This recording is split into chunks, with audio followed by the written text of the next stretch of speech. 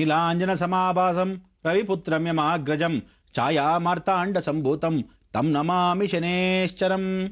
ಶನೇಶ್ವರನ ದರ್ಶನ ಮಾಡಕ್ಕೆ ಮೊದಲು ನಾನು ನಿಮ್ಗೇನು ಹೇಳಿದೆ, ಎಕ್ಸಾಮ್ಗೆ ಸೀಟ್ ಕೊಡ್ತೀನಿ, ಆಮೇಲೆ ನೀವು ಪಾಸ್ ಆಗಿರಂತೆ ದೇವರ ಹತ್ರ. ಯಾವ ಕಾಲಕ್ಕೂ ದೇವರಿಗೂ ನಿಮಗೂ ದಾರಿನ ಮಾತ್ರ ನಾನು ತೋರಿಸ್ಕೊಡ್ತೀನಿ. ಹೋದ ಕ್ಷೇತ್ರ ಸತ್ಯ, ಆ ಸತ್ಯವಾದ ಕ್ಷೇತ್ರಕ್ಕೆ ನೀವು ಹೋದ್ರೆ ನಿಮ್ಮ ದೋಷಗಳು ಖಂಡಿತವಾಗ್ಲೂ ಹೋಗ್ಲಿ ಅಂತ ಭಗವಂತಲ್ಲಿ ನಾನು ಪ್ರಾರ್ಥನೆ ಮಾಡ್ತೀನಿ. ಇದುವರ ತನಕ ಜಗತ್ತಲ್ಲಿ ಆ ಕ್ಷೇತ್ರವನ್ನ ಇದುವರ ತನಕ ಯಾರೂ ತೋರಿಸದೇ ಇರತಕ್ಕಂಥ ವಿಚಾರಗಳು ನಾನು ತೋರಿಸ್ಕೊಡ್ತೀನಿ. ಅದಕ್ಕೋಸ್ಕರ ಎಲ್ಲರೂ ದಯವಿಟ್ಟು ಹೇಳ್ತಾ ಇದ್ದೀನಿ, ಇದನ್ನ ಸೀರಿಯಸ್ ಆಗಿ ತಗೊಳ್ಳಿ.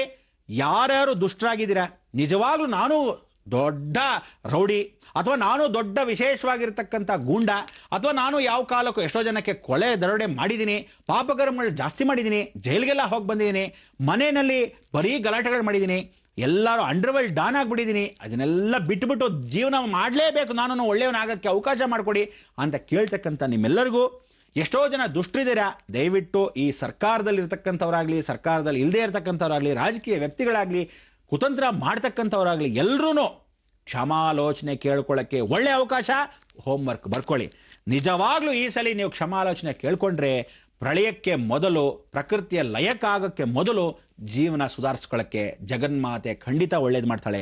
ಶನೇಶ್ವರನು ನಿಮ್ಮ ಕರ್ಮ ಕಳೀಲಿ ಅಂತ ಆ ಭಗವಂತಲ್ಲಿ ನಾನು ಪ್ರಾರ್ಥನೆ ಮಾಡ್ತೀನಿ. ಯಾಕೆಂದ್ರೆ ವಾಲ್ಮೀಕಿ ಋಷಿಗಳು ದರೋಡೆಕೋರರಾಗಿರೋರು ವಾಲ್ಮೀಕಿ ಋಷಿಗಳಾಗಿರ್ಬೇಕಾದ್ರೆ ನೀವುಗಳು ಯಾಕೆ ಆಗಬಾರ್ದು? ಒಳ್ಳೆಯವರಾಗಕ್ಕೆ ಸದಾವಕಾಶ ಕೊಟ್ಟೇ ಕೊಡ್ತಾನೆ. ಆದರೆ ಸದ್ವಿನಿಯೋಗ ಪಡಿಸಕ್ಕೆ ನಿಮಗೆ ಮನಸ್ಸು ಬರಬೇಕು. ಆ ಮನಸ್ಸಿದ್ರೆ ಮಾರ್ಗ, ಆ ಮಾರ್ಗವನ್ನು ನಾನು ತೋರಿಸ್ಕೊಡ್ತೀನಿ, ಮನಸ್ಸು ನೀವು ಮಾಡಿ. ಬರ್ಕೊಳ್ಳಿ.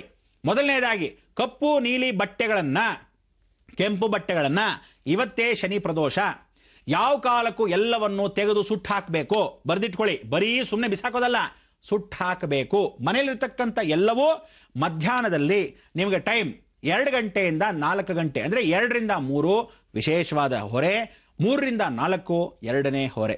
ಅದಕ್ಕೋಸ್ಕರ ಶನಿವಾರದಂದು ಯಾವತ್ತೂ ತಿಳ್ಕೊಳ್ಳಿ 6 ರಿಂದ 7 ಶನಿ ಹೊರೆ, 7 ರಿಂದ 8 ವಿಶೇಷವಾಗಿ ಗುರು ಹೊರೆ, ತದನಂತರ ಮಂಗಳ ಹೊರೆ. ಮಂಗಳ ಹೊರೆ ಅಂದ್ರೆ ಯಾವತ್ತು ಕುಜನ ಅಂಗಾರಕನ ಋಣವನ್ನ ತೀರಿಸ್ಕೊಳ್ಳೋ ಸಮಯ, ಗುರು ಮಂಗಳ ಯೋಗವಾಗೋ ಸಮಯ. ಗುರು ಮಂಗಳ ಯೋಗ ಸಮಯ ಬರ್ಕೊಳ್ಳಿ.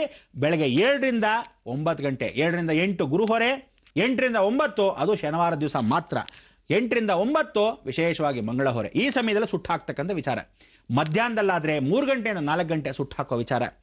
ರಾತ್ರಿಗಾದ್ರೆ ವಿಶೇಷ 9 ಗಂಟೆಗೆ, ವಿಶೇಷವಾಗಿ 10 ಗಂಟೆಗೆ ನೀವು ಸುಟ್ಟು ಹಾಕೋ ಯೋಜನೆ. ಅದಕ್ಕೋಸ್ಕರ ಇವತ್ತು ಪ್ರತಿಯೊಬ್ಬನು ಕಪ್ಪು ನೀಲಿ ಕೆಂಪು ಬಟ್ಟೆಗಳನ್ನ, ಕೆಂಪು ಅಂದ್ರೆ ಫುಲ್ ಕೆಂಪಾಗಿರ್ತಕ್ಕಂಥದ್ದು, ಕಪ್ಪಾಗಿರ್ತಕ್ಕಂಥದಕ್ಕೆ ಯಾವ ಕಾಲಕ್ಕೂ ಬಿಳಿ ಇಲ್ವೇ ಇಲ್ಲ, ಬರೀ ಕಪ್ಪಾಗಿರ್ತಕ್ಕಂಥ ವಿಚಾರ.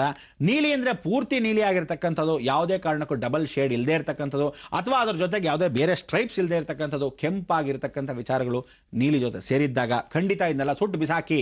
ಯಾವ ಕಾಲಕ್ಕೂ ನೀವು ಇಲ್ಲದೆ ಇದ್ದ ಪಕ್ಷದಲ್ಲಿ ನೀವು ಅನುಭವಿಸೋದು ಗ್ಯಾರಂಟಿ. ನಿಮ್ಮ ಹಣೆ ಬರ. ಯಾವ ಕಾಲಕ್ಕೂ ಶನಿ ಭೂಮಿಯಿಂದ ವಕ್ರನಾಗ್ತಕ್ಕಂಥ ಯಾವತ್ತು ಬುಧ ಏನ್ ಮಾಡ್ತಾ ಇದ್ದಾನೆ? ತ್ಯಾಗ, ವಕ್ರ ತ್ಯಾಗ ಮಾಡ್ತಾ ಇದ್ದಾನೆ. ಶನಿ ಕನ್ಯಾ ರಾಶಿಯಲ್ಲೇ ಕೂತಿದ್ದಾನೆ, ಅಂದ್ರೆ ಬುಧನ ಮನೆಯಲ್ಲಿ. ಇವನು ವಕ್ರ ತ್ಯಾಗ ಮಾಡಬೇಕಾದ್ರೆ ದುಡ್ಡನ್ನ ಹಾನಿ ಮಾಡ್ತಾನೆ, ಬುದ್ಧಿಯನ್ನ ಹಾಳು ಮಾಡ್ತಾನೆ, ಜೀವನದ ಹಾದಿಯನ್ನ ತಪ್ಪಿಸ್ಬಿಡ್ತಾನೆ. ಹುಷಾರ್. ಅದನ್ನ ನೇರವಾಗಿ ನೋಡ್ತಾ ಇರೋದು ಯಾರ ಮನೇನ? ಮೀನರಾಶಿ. ಅಂದ್ರೆ ನೀರಿನಲ್ಲಿ ಮುಳುಗೋದು ಗ್ಯಾರಂಟಿ. ಮುಳುಗೋದು ಅಂದ್ರೇನೋ, ನೀವು ನೀರಲ್ಲಿ ಮುಳುಗಬೇಕು ಅಂತಲ್ಲ, ನೀರಿನಲ್ಲಿ ಮುಳುಗಿಸೋ ಲೆವೆಲ್ಗೆ ನಿಮ್ಮನ್ನು ಕರ್ಕೊಂಡು ಹೋಗ್ತಾನೆ. ಅಂದ್ರೆ ಕೋಟ್ಯಾಧೀಶ್ವರ, ಬೀದಿಗೆ ಬಂದ್ಬಿಡೋದು ಗ್ಯಾರಂಟಿ. ಮನೇಲಿ ಇನ್ನೇನು ಆರ್ಥಿಕ ಪರಿಸ್ಥಿತಿ ಚೆನ್ನಾಗಿದೆ ಅನ್ನುವಾಗ ಬೀದಿಗೆ ಬಂದ್ಬಿಡೋದು ಗ್ಯಾರಂಟಿ. ಈ ರೀತಿ ಬೀದಿಗೆ ಬಂದ್ಬಿಟ್ರೆ ಚಿಪ್ಪು ಕೂಡ ಸಿಗಲ್ಲ. ಯಾಕೆಂದ್ರೆ ತೆಂಗಿನಕಾಯಿ ಚಿಪ್ಪುಗಳೆಲ್ಲ ಈ ನಡುವೆ ಇಲ್ವೇ ಇಲ್ಲ, ತೆಂಗಿನಕಾಯಿನೇ ಬೆಲೆ ಜಾಸ್ತಿ. ಅಂಥದ್ರಲ್ಲಿ ನಿಮ್ಮ ಕೈಗೆ ಚೆಂಪು ಕೊಡ್ತಾನ? ಖಂಡಿತ ಅದು ಸಿಗಲ್ಲ. ಹುಷಾರ್. ಅದಕ್ಕೋಸ್ಕರ ನೀವು ಮಾಡ್ತಕ್ಕಂಥ ವಿಧಿವಿಧಾನಗಳು ಸರಿಯಾಗಿ ಬರ್ಕೊಂಬಿಡಿ. ಪ್ರತಿ ಸೋಮವಾರ ಶನಿವಾರ ರಾತ್ರಿ ಹೊತ್ತು ಅನ್ನ ತಿನ್ನಬಾರ್ದು. ಬರೆದಿಟ್ಕೊಳ್ಳಿ. ಪ್ರತಿ ಸೋಮವಾರ ಶನಿವಾರ ರಾತ್ರಿ ಅನ್ನ ತಿನ್ನಬಾರ್ದು. ಪ್ರತಿದಿನ ಬೆಳಗ್ಗೆ ಆಂಜನೇಯ ದೇವಸ್ಥಾನಕ್ಕೆ ಹೋಗಬೇಕು. ಇದೆಲ್ಲ ಹೋಮ್ವರ್ಕ್ಗಳು. ಆಂಜನೇಯ ದೇವಸ್ಥಾನಕ್ಕೆ ಹೋಗಬೇಕು. ನೀವು ನಾನು ಹೋಗಿದ್ದೀನೋ ಬಿಡು ನಾನು ಚೆಕ್ ಮಾಡಬೇಕಾಗಿಲ್ಲ. ನಿಮಗೆ ಅನುಭವಗಳನ್ನ ಮಾಡ್ತಾ ಹೋಗ್ತಾನೆ ದೇವರು. ಅಕಸ್ಮಾತ್ ಹೋಗದಿದ್ದ ಪಕ್ಷದಲ್ಲಿ ಶನಿ ಕಾಟ ನಿಧಾನವಾಗಿ ತೆಗಿತಾನ. ಖಂಡಿತ ತೆಗೆಯೋದೇ ಇಲ್ಲ, ಹತ್ರಕ್ಕೆ ಬಂದಿರಲ್ಲ. ನೀವು ಅದನ್ನು ತೆಗಿತಾ ಬಂದ್ರೆ, ಅವನಿಗೆ ಇಷ್ಟವಾಗಿದ್ದು ನೀವು ಮಾಡ್ತಾ ಇದ್ರೆ ಖಂಡಿತ ಅನುಗ್ರಹ ಕೊಡ್ತಾನೆ. ಯಾಕೆಂದ್ರೆ ಶನೇಶ್ವರನ ರಾವಣನಿಂದ ಬಿಡಿಸ್ಕೊಂಡ್ಬಂದಿದ್ಯಾರೋ? ಸಾಕ್ಷಾತ್ ಆಂಜನೇಯ. ಅದಕ್ಕೆ ಹೇಳ್ತಾ ಇದ್ದೀನಿ, ಸೂರ್ಯನಿಗೆ ಕೂಡ ಪ್ರಿಯನಂದನಾಗಿರ್ತಕ್ಕಂಥ ಆಂಜನೇಯನು ಶನೇಶ್ವರನ ರಾವಣನ ಹತ್ರದಿಂದ ಬಿಡಿಸ್ಕೊಂಬಂದ.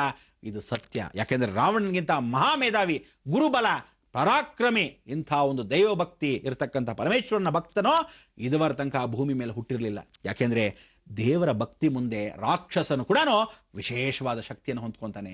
ಅದಕ್ಕೆ ರಾವಣ ಒದ್ದೇ ಶಕ್ತಿ ಅನ್ನೋದ. ಅದೇ ಕಲಿಯುಗದಲ್ಲೂ ಇಬ್ಬರು ವಿಶೇಷವಾಗಿರ್ತಕ್ಕಂಥ ವ್ಯಕ್ತಿಗಳು ಮಹಾರಾಕ್ಷಸರು ಅನ್ಸ್ಕೊಂಡ್ರು, ಆದ್ರೆ ಅವರು ಕೂಡ ದೇವಭಕ್ತಿ ಇತ್ತು. ಅದಕ್ಕೆ ಇದುವರ ತನಕ ಯಾವ ಪೊಲೀಸ್ಗೂ ಸಿಕ್ಕಿರಲಿಲ್ಲ. ಯಾರು ಗೊತ್ತಾ? ವೀರಪ್ಪನ್. ಅವನೇನ್ ಮಾಡ್ದ? ಪ್ರತ್ಯಂಗರ ಪೂಜಾ ಮಾಡ್ತಿದ್ದ. ಯಾವ ಶನಿ ಹತ್ರ ಬಂದಿರಲಿಲ್ಲ. 1 ತಿಂಗಳ ಕಾಲ ಕಾಡಿಂದ ದೂರ ಆಗ್ಬಿಟ್ಟ, ದೇವ್ರ ಪೂಜೆಯಿಂದ ದೂರ ಆಗ್ಬಿಟ್ಟ. ಅವನೇನಾಯ್ತು? ಹಣೆ ಬರ ಸತ್ತ. ಅದೇ ರೀತಿಯಾಗಿ ನಾವೇನ್ ಹೇಳ್ತೀವಿ, ಶ್ರೀಲಂಕಾದಲ್ಲಿ ನಾವುಗಳು ನೋಡದೇ ಇರತಕ್ಕಂಥ ವಿಚಾರ, ಟಿ ಪ್ರಭಾಕರನ್ LTT ಚೀಫ್, ಅವನೇನ್ ಮಾಡ್ದ? ಶರಬೇಶ್ವರನ್ ಪೂಜೆ ಮಾಡ್ತಾ ಇದ್ದ. 11 ಅಡಿ ಪಂಚಲೋಹ ವಿಗ್ರಹ ಜಾಫ್ನಾಲ್ ಪೂಜೆ ಮಾಡ್ತಾ ಇದ್ದ. ಆದರೆ ಅಲ್ಲಿಂದ ಅವನು 2.5 ತಿಂಗಳ ಕಾಲ ಅಲ್ಲಿಂದ ದೂರ ಹೊರಟೋಗಿದ್ದ, ವಿದೇಶದಲ್ಲಿ ಕುಕ್ಕಿಸ್ಕೊಂಡ್ಬಿಟ್ಟಿದ್ದ, ಪೂಜೆ ಪುನಸ್ಕಾರ ಬಿಟ್ಬಿಟ್ಟಿದ್ದ. ಏನ್ ಮಾಡ್ದ? ಅವನ್ನು ಮುಗಿಸ್ಬಿಟ್ಟ ದೇವರು. ಅದಕ್ಕೆ ಎಲ್ಲಿವರೆಗೂ ದೈವ ಬಲ್ವೋ ಅಲ್ಲಿವರೆಗೂ ಶನಿ ಹತ್ರ ಬರಲ್ಲ. ನೀವು ಅಕಸ್ಮಾತ್ ದೇವರ ಪೂಜೆ ಪುನಸ್ಕಾರ ಬಿಟ್ರಿ, ಆಂಜನೇಯನ ಭಕ್ತಿ ಬಿಟ್ರಿ, ಸೂರ್ಯನ ನಮಸ್ಕಾರ ಬಿಟ್ರಿ, ಖಂಡಿತ ಉದ್ಧಾರ ಆಗಲ್ಲ. ಅದರಲ್ಲೂ 7.5 ಇದ್ದಾಗ, ಅದರಲ್ಲೂ ಪಂಚಮ ಶನಿ ಇದ್ದಾಗ, ಅದರಲ್ಲೂ ಜನ್ಮ ಶನಿ ಇದ್ದಾಗ, ಇಲ್ಲದೆ ಇದ್ರೆ ಜನ್ಮದಲ್ಲೂ ಶನಿ ಅಂತ ಹೇಳಿ 7.5 ಇರ್ತಕ್ಕಂಥ ಈ ಶನಿಯಚ್ಚನ್ನು ಪಂಚಮ ಶನಿ ಜೊತೆಗೆ 7.5 ಜನ್ಮ ಶನಿ ಜೊತೆಗೆ ಯಾವ ಕಾಲಕ್ಕೂ ಅಂತ ಶನೇಶ್ವರನ ಬಿಡಕ್ ಸಾಧ್ಯವ? ಖಂಡಿತ ಸಾಧ್ಯವಿಲ್ಲ. ವೀಕ್ಷಕರೇ, ಪ್ರತಿಯೊಬ್ಬನಿಗೂ ಹೇಳ್ತಾ ಇದ್ದೀನಿ, ನಂಬರ್ 1 ಫಸ್ಟ್ ಪಾಯಿಂಟ್, ಕಪ್ಪು ನೀಲಿ ಕೆಂಪು ಬಟ್ಟೆಗಳನ್ನ ಸುಟ್ಟಾಕೋ ದಿನ ಇವತ್ತು. ಬಹಳ ಚೆನ್ನಾಗಿ ಸುಟ್ಟಾಕಿ. ನಂಬರ್ 2, ಸೋಮವಾರ ಶನಿವಾರ ಯಾವ ಕಾಲಕ್ಕೂ ರಾತ್ರಿ ಹೊತ್ತು ಇವತ್ತಿಂದ ಜೀವನ ಪರ್ಯಂತ ಅನ್ನವನ್ನ ರಾತ್ರಿ ಹೊತ್ತು ಯಾವುದೇ ಮನುಷ್ಯ ಶನಿ ಕಾಟ ಇರಲಿ ಇಲ್ಲದೆ ಹೋಗ್ಲಿ. ಯಾಕೆಂದ್ರೆ ನಿಮ್ಮ ಮನೆಯಲ್ಲಿ ಯಾರಿಗಿರುತ್ತೋ ಗೊತ್ತಿಲ್ಲ, ಗಂಡನಿಗಿರ್ಬೋದು, ಹೆಂಡತಿಗಿರ್ಬೋದು, ಅಜ್ಜಿಗಿರ್ಬೋದು, ತಾತನಿಗಿರ್ಬೋದು, ಮೊಮ್ಮಕ್ಳಿಗಿರ್ಬೋದು. ಆದರೆ ಒಂದೇ ಕುಟುಂಬದಲ್ಲಿ ಮನೆಯಲ್ಲೇ ಇದ್ರೆ ಶನಿ ಕಾಟ ತಪ್ಪಿದ್ದಿಲ್ಲ. ಒಂದು ಮನೇಲಿ 2 ಶನಿ ಇರಬಾರ್ದು. 7.5 ಒಬ್ಬನಿಗೆ, ಪಂಚಮ ಶನಿ ಒಬ್ಬನಿಗೆ ನಡೀತಾ ಇದ್ರೆ ಏನಾಗುತ್ತೆ? ಮನೆ ಸಂಸಾರ ಒಡೆದೋಗತ್ತೆ. ಅದಕ್ಕೋಸ್ಕರ ಶನೇಶ್ವರನ ಕಾಟ ತಪ್ಪಿಸ್ಕೊಳ್ಳಕ್ಕೆ ನೀವು ಮಾಡಬೇಕಾದ 2 ಪ್ರಯೋಗ, ಸೋಮವಾರ ಶನಿವಾರ ರಾತ್ರಿ ಹೊತ್ತು ಅನ್ನ ತಿನ್ನಬಾರ್ದು. ಪ್ರತಿದಿನ ರಾತ್ರಿ ಮೊಸರನ್ನ ತಿನ್ನಬೇಕು. ಅಂದ್ರೆ ಸೋಮವಾರ ಶನಿವಾರ ಬಿಟ್ಟು ಪ್ರತಿದಿನ ಮೊಸರನ್ನ ತಿನ್ನಬೇಕು. ಮಧ್ಯಾಹ್ನ ನೈವೇದ್ಯ ಆಗಿರ್ಬೇಕು, ದೇವರಿಗೆ ನೈವೇದ್ಯ ಆಗಿರ್ಬೇಕು. ನಿಮ್ಮ ಹೆಂಡತಿರಿಗೆ ಹೇಳ್ಬಿಟ್ಟು ಎಲ್ಲಾ ಹೆಂಗಸರು ದೇವರ ನೈವೇದ್ಯ ಮಾಡಿರೋ ಮೊಸರನ್ನ ರಾತ್ರಿ ಊಟದ ಜೊತೆಗೆ ಕಲಿಸ್ಕೊಂಡು ತಿನ್ನಕ್ಕೆ ಸ್ವಲ್ಪ ಎಲ್ಲರಿಗೂ ಪ್ರಸಾದವಾಗಿ ಊಟವನ್ನ ಮಾಡಬೇಕು. ಪ್ರತಿ ಸೋಮವಾರ ಅಂತ ಹೇಳಿ ಸೋಮವಾರ ಮಾತ್ರ ಈಶ್ವರನ ದೇವಸ್ಥಾನಕ್ಕೆ ಹೋಗೋದಲ್ಲ. ಪ್ರತಿ ದಿನ ರಾತ್ರಿ ಮಲಗಕ್ಕೆ ಮೊದಲು ಶಿವನ ದರ್ಶನ ಆಗಿರ್ಬೇಕು. ಅಂದ್ರೆ ನೀವು ಕೆಲಸಕ್ಕೆ ಹೋಗಿರ್ತೀರಾ, ಕೆಲಸದಿಂದ ಬರ್ಬೇಕಾದ್ರೆ ಬೆಳಗ್ಗೆ ಆಂಜನೇಯ ನೋಡಿರ್ತೀರಾ, ಸಾಯಂಕಾಲ ಈಶ್ವರನ್ ನೋಡದೇ ಇದ್ರೆ ಪ್ರಯೋಜನವಿಲ್ಲ. ಯಾಕೆಂದ್ರೆ ಆ ವಿಭೂತಿ ದರ್ಶನ ಆಗಬೇಕು. ವಿಭೂತಿ ಅಂದ್ರೆ ಏನು? ಚಂದ್ರ. ಕೆಳಭಾಗದಲ್ಲಿ ಸೂರ್ಯ ಅಂದ್ರೆ ಏನು? ಕೇಸರಿ. ಆಂಜನೇಯನಿಂದ ಬಂದಿರತಕ್ಕಂಥ ಚಡ್ಡಿಗೆ ಹಾಕಿರೋ ಭಂಡಾರ ಸೂರ್ಯನ ಕೇಸರಿ. ಆ ಕೇಸರಿ ಸೂರ್ಯನ ಬಣ್ಣ ಬೆಳಗ್ಗೆ ಹೊತ್ತು ಹಚ್ಕೋಬೇಕು. ರಾತ್ರಿ ಮಲಗಕ್ಕೆ ಮೊದಲು ವಿಭೂತಿ ಹಚ್ಕೋಬೇಕು. ಭಸ್ಮಾಂತಕಂ ಇದಂ ಶರೀರಂ. ದೇಹ ರಾತ್ರಿ ಮಲಗಿದ್ದಾಗ ಬೆಳಗ್ಗೆ ಹೇಳುತ್ತೋ ಇಲ್ವೋ ಗ್ಯಾರಂಟಿ ಇಲ್ಲ. ಆದರೆ ಆ ಸಮಯದಲ್ಲಿ ಚಂದ್ರಮೌಳೇಶ್ವರ ಸಾಕ್ಷಾತ್ ಪರಮೇಶ್ವರ ಗಂಗೆನೇ ತಲೆ ಮೇಲೆ ಇಟ್ಕೊಂಡಿದ್ದಾನೆ. ಪಾಪಗಳನ್ನು ತೊಳಿತಾಳೆ ಗಂಗೆ. ಅಂಥ ಒಂದು ವಿಭೂತಿ ತಲೆಗಿರಲೇಬೇಕು, ಹಣೆಗೆ ಹಾಕೊಳ್ಳೇಬೇಕು. ಮಲಗಕ್ಕೆ ಮೊದಲು ರಾಮಸ್ಕಂದಂ ಹನುಮಂತಂ ವೈನದಯ್ಯ ರುಕೋದರಂ ಶಯನೇನ ಸ್ಮರೇ ನಿತ್ಯಂ ದುಸ್ವಪ್ನಂ ತಶ್ಯನಶತಿ. ದುಸ್ವಪ್ನಗಳು ಬರದೇ ಇದ್ದ ಹಾಗೆ ಚಂದ್ರಮೌಳೇಶ್ವರನು ಕಾಪಾಡ್ತಾನೆ. ನಿಮ್ಮ ದೋಷಗಳನ್ನ ಮನಸ್ಫೂರ್ತಿಯಾಗಿ, ಮನಸ್ಸು ದೋಷಗಳಿದ್ದ ಹಾಗೆ, ಮನಸ್ಸಿಗೆ ನೆಮ್ಮದಿ ಇಲ್ಲದಿದ್ದಾಗ, ಕಾಪಾಡದೇ ಇದ್ದ ಹಾಗೆ ಖಂಡಿತವಾಗ್ಲೂ ರಕ್ಷಣೆ ಮಾಡ್ತಾನೆ. ಆ ಭಗವಂತ ಕೃಪಾ ಕಟಾಕ್ಷ ಚಂದ್ರಮೌಳೇಶ್ವರನ ರಕ್ಷಣೆ ಇರುತ್ತೆ. ಅದಕ್ಕೆ ಯಾವತ್ತೂ ಸಾಯಂಕಾಲದೊತ್ತು ಚಂದ್ರಮೌಳೇಶ್ವರನ ದರ್ಶನ ಮಾಡಲೇಬೇಕು, ಮರಿಬಾರ್ದು. ಇಷ್ಟೆಲ್ಲ ವಿಚಾರಗಳನ್ನು ತಿಳ್ಕೊಳ್ಳದೆ ಮೇನ್ ಹೋಮ್ವರ್ಕ್ಗೆ ಬರಬೇಕು. ಆ ಮೇನ್ ಹೋಮ್ವರ್ಕ್ ಅಂದ್ರೆ ಇವತ್ತು ಶನಿ ಪ್ರದೋಷ.